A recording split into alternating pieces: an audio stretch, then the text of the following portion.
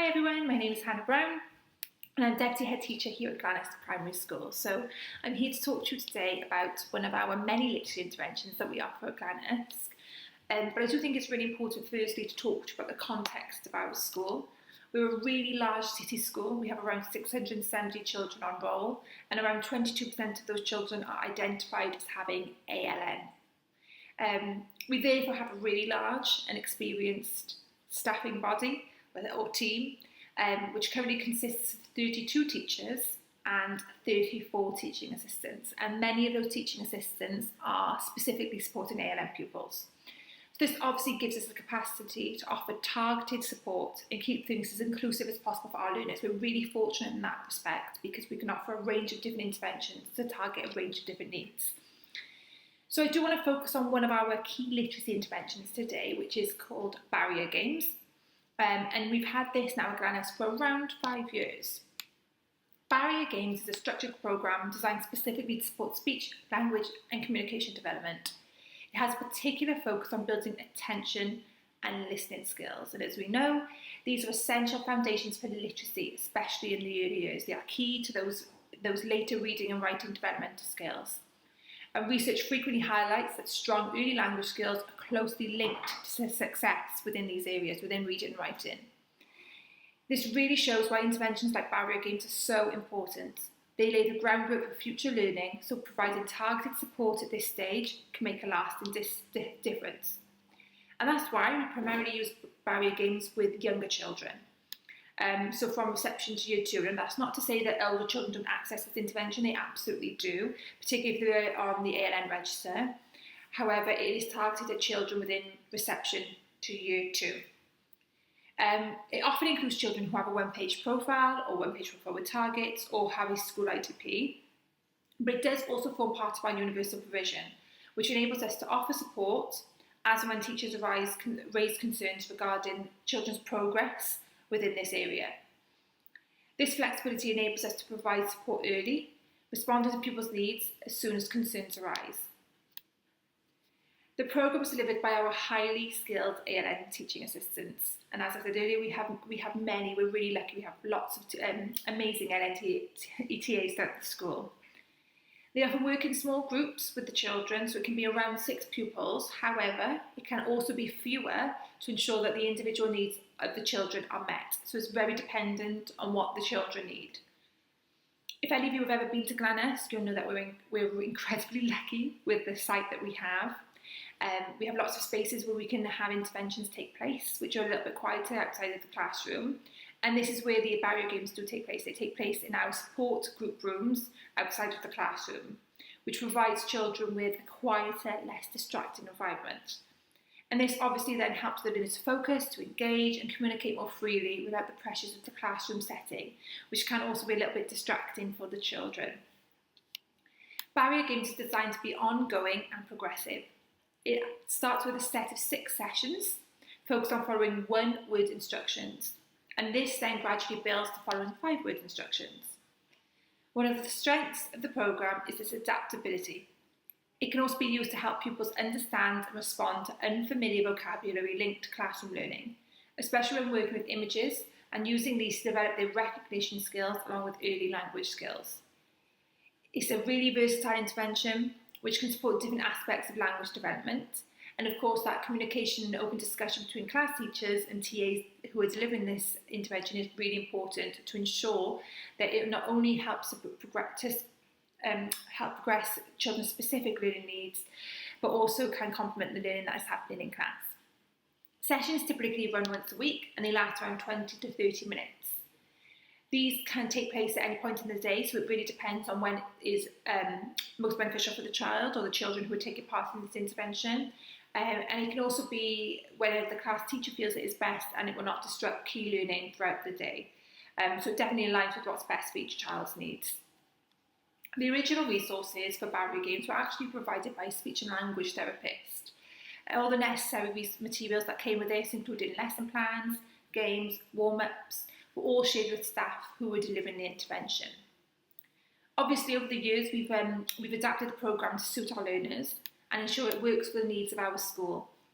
Our amazing ALN co-Annette James has played a vital role in ensuring that this continues to be relevant and purposeful for the children that we have by adapting the resources that we have. And she also continues to provide ongoing support and guidance to the teaching assistants that deliver this intervention. We also try to create and promote a strong culture of peer support among the teaching assistants who deliver the intervention, which also really helps maintain quality and consistency. And this is something that's supported by Annette. Pupils are identified for the intervention based on observed speech and language difficulties. This can be something that the teacher has pinpointed themselves, or it can be through professional discussions with TAs and teachers, or it could be something that parents have raised as well. Their progress is carefully monitored. So, for example, the children on ALN register will have detailed notes recorded after each session on EduKey, and these capture achievements and they also identify next steps. These records are reviewed terminally by Annette, and one-page profiles with targets are updated twice a year to reflect progress and adjust the targets as needed. However, for those who aren't on the ALN register, the ALN TAs will still capture achievements, identify next steps, and hold discussions with class teachers, who are obviously central to conversations regarding progress, and frequent discussions ensure intervention remains pertinent to the needs of the learners and continues to drive progress. The groups are flexible and evolve depending on pupils' needs, which means the support remains relevant and effective. We've actually seen some really encouraging outcomes from barrier games. For example, within one cohort, there were 7 pupils who accessed the programme in Year 2, and all 7 of these children went on to score within at least the middle range of the national reading test as they progressed through the school. Even more significantly, 6 of these pupils were no longer on the ALN register by the time that they left school by the end of Year 6, and the one that did remain on the ALN register was actually a free reader, so when they were benchmarked, they were reading beyond level 30 within their reading assessment. So these are just a few of the several success stories of children who have made significant progress, not just on their language development, but also with reading and writing as a result of early intervention that was delivered through the Barrier Games intervention. Of course, it's important to remember that this progress can't necessarily be attributed to one intervention alone. However, we do believe that the early structured support the Barrier Games provides played a significant role in setting these pupils on the right path. This aligns with evidence from the EEF and lots of other websites, which shows that targeted oral language interventions have a high impact on literacy, especially when delivered early in a child's education, which is what we're trying to do when we deliver the Barrier Games. In terms of limitations, we haven't necessarily identified any significant barriers to pupil progress within this programme. It's really adaptable, it focuses on early language, and it's an early intervention, which makes it really valuable, and it's a great part of our whole school support offer. The consistency and early focus it provides helps to build confidence and skills that benefit pupils far beyond the sessions themselves, and that's the observations that we found through tracking the pupil data as they move throughout the school. We're going to take a little look at what a short part of the session in practice now, so hopefully some of the things that I've said will make more sense when you see it in practice. And I really hope that you've gained a valuable insight into the Barrier Games and how it supports literacy across the school. So let's have a little look. Thank you. Okay, can you colour the ball red? Colour the ball red.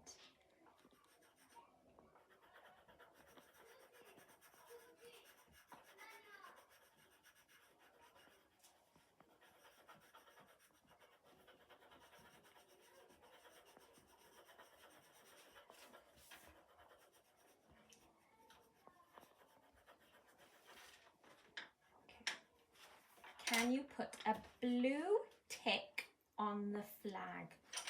Blue tick on the flag.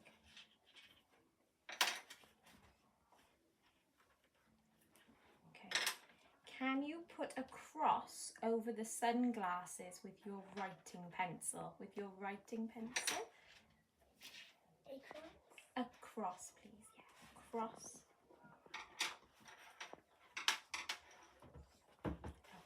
And with your writing pencil, can you draw a fish on the bucket?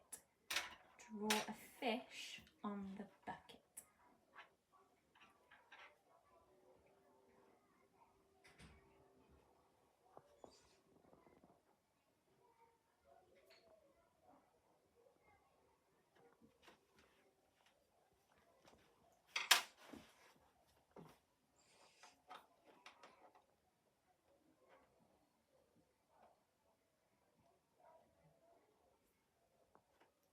Last one.